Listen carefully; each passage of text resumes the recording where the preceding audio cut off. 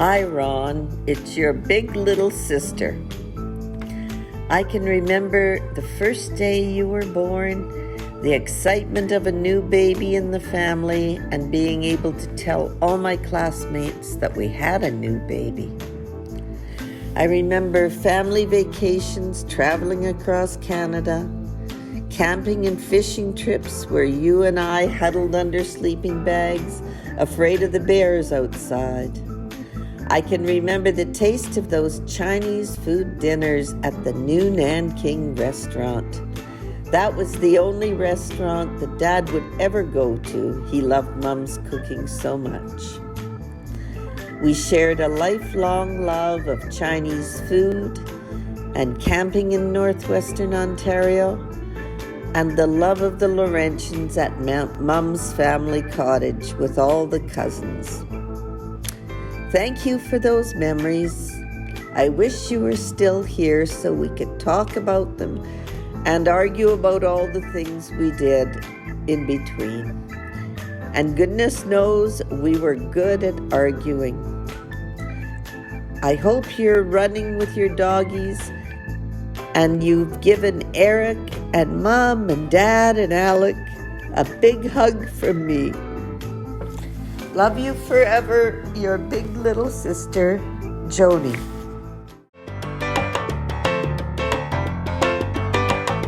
My uncle, father of two young boys now. Unfortunately, they won't get to have the same experiences with their uncle as I was able to have with mine. Uncle Ron brought a different style and approach to life that gave me a bigger and more exciting look at the world. I loved when I got to hang out with Uncle Ron. As a young boy, it meant excitement, and it meant that different and dangerous were on the menu that day. Uncle Ron is the only person I have ever co-hosted a radio show with. I was 8 or 9 at the time. I got to co-host his blues show at CKUW as Little Boy Blues. In addition to giving me my first break in showbiz, Uncle Ron also gave me my first driving lessons. He let me drive both his car and his motorcycle when I was 11 or 12. Come to think of it, maybe that's why I got in so many car accidents. Uncle Ron always got me doing all of these cool and different things when I was young, and his bedtime stories of Garfield and friends were always my favorite. As I got older, Uncle still found a way to connect. As a teen, he let me play ball hockey with his grown-up friends, even though they hated the kid with all the energy chasing them around. And as I drifted into my late teens, it was mysterious caps of oil for me and my friends to smoke that showed up in my bedroom, or a couch to crash on when I needed a place to lay low and let the night's events wash away. I was lucky to get to have these experiences with Ron. I hope my boys will have someone who will give them their first walks on the wild side like Uncle Ron did for me.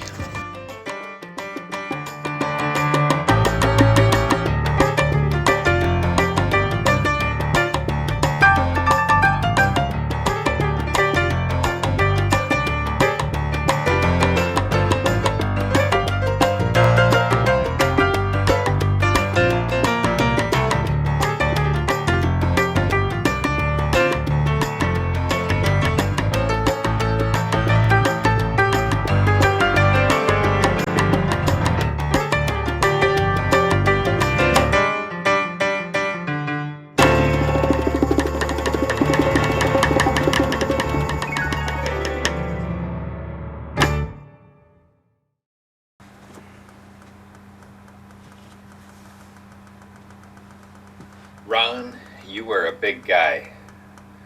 Ron, teasing you was like poking a bear.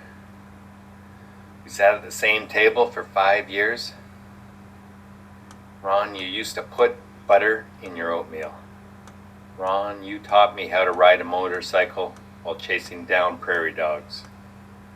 Ron, we sat in the back of a math class with only 4 people in it. Dumb and Dumber. Ron, Dennis York smashing a paddle over your head and breaking it, and you didn't even blink. Classic. Ron, gravy is not a beverage. Ron, you were loved. I love you. Adios, amigo.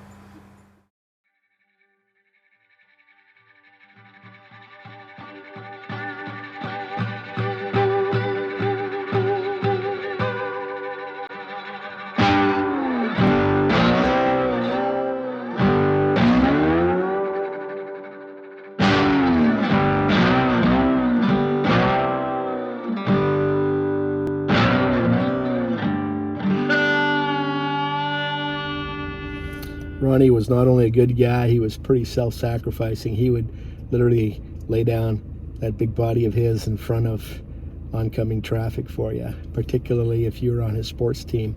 I'm glad we were on the same sports house. Go Norway. But I do remember this one time, it was a student master football game practice, and somebody, I forget who it was, said, but what about them coming through the middle, or we can't seem to control this, or I don't know what it was. And Finton Leonard, who was the quarterback, just smiled and said, we'll just put Ronnie in there. Yeah, you didn't go through Ronnie, you kind of bounced off of Ronnie.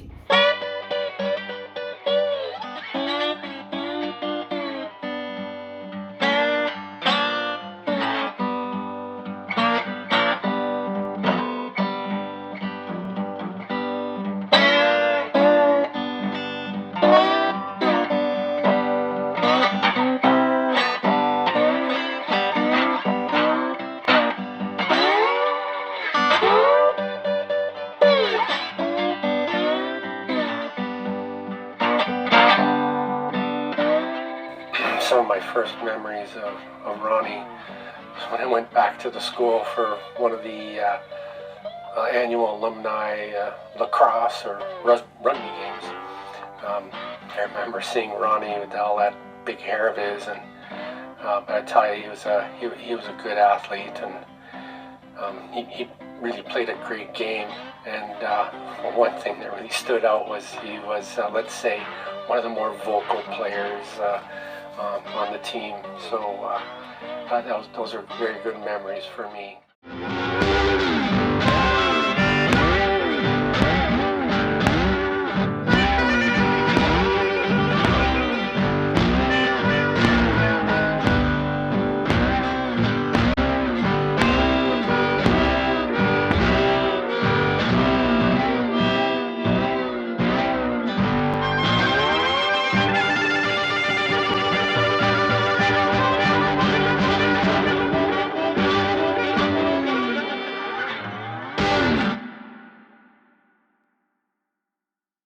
What I do recall was that during one of those alumni meetings, Ronnie happened to see my vinyl collection, and I'll never forget his face when he saw my copy of the Mississippi Delta Blues album.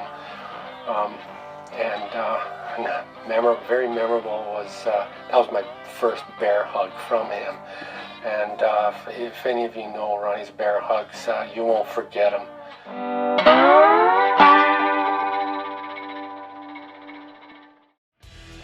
Ronnie always joked that in the beginning, the campus radio station was just a cozy spot with a couch to sleep on in between classes, but of course, CKUW became much more for him. It was a destination every week for 3 hours, it was a community of like-minded folks, and it was a podium to share his passion for blues and roots music. He was uncomfortable on a stage, but behind the mic, Ronnie thrived in the live environment, always talking, casually, as if among friends in a small room, instead of reaching an audience of thousands. Ronnie shared his knowledge selflessly, sharing for the love of sharing. When asked once about his longevity at CKUW, he said, "I had so much fun, I didn't notice the time go by." A few short weeks ago, while driving home on Monday afternoon, my wife called me and said that she saw a Facebook post from Bruce. Ronnie was at the Grays in ICU. So I stopped by to see him, and I want to thank you, Diana, for allowing me the time I had with him. So I gowned up, and the first thing he said when he saw me was, "You're a damn chemist. Whip me up something to take this pain away." But I told him I wasn't that type of chemist, and he smiled. And it was then that I kind of reminded him that I never posted the picture of him and I making out before the Blind Boys concert. He said, "Don't fucking post that until I'm gone." So anyway, so here's his bear hug to me.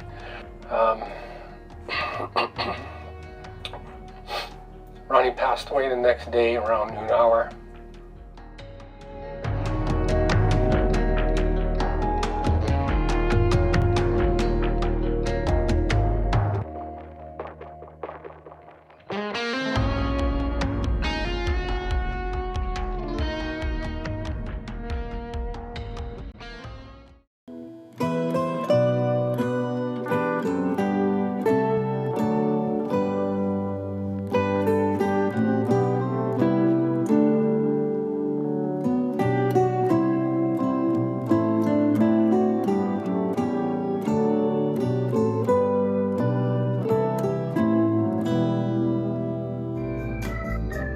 Oh, Ronnie, Ronnie, Ronnie, you touch so many people in so many positive ways in your all too brief life.